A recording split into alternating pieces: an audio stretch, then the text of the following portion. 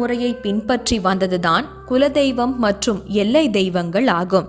எதற்காக இந்த முறையை சித்தர்கள் மனிதர்களிடத்தில் சொன்னார்கள் என்றால், பின்வரும் நாட்களில், அதாவது இந்த கலியுகத்தில் நடந்து கொண்டிருக்கும் அநியாயங்களை அப்பொழுதே கணக்கிட்டு ஏதேனும் கஷ்டங்களோ குறைகளோ அல்லது தீராத நோயால் அவதிப்பட்டு வந்திருந்தாலோ இந்த தெய்வங்களின் மூலமாக சரி செய்து கொள்ளலாம் என்பதுதான் சித்தர்களின் நோக்கமாக இருந்துள்ளது.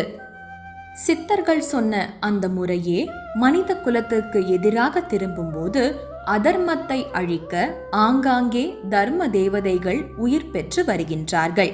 அவ்வாறாகத்தான் இன்று நீங்கள் காண இருக்கும் காணொளியில் கூட கிராம தேவதையாக இருக்கும் அம்மன் எங்கிருந்து யார் மனதார அழைத்தாலும் உடனே சென்று பதிலளிக்கும் சக்தி வாய்ந்த அம்மனாக திகழ்கிறார்.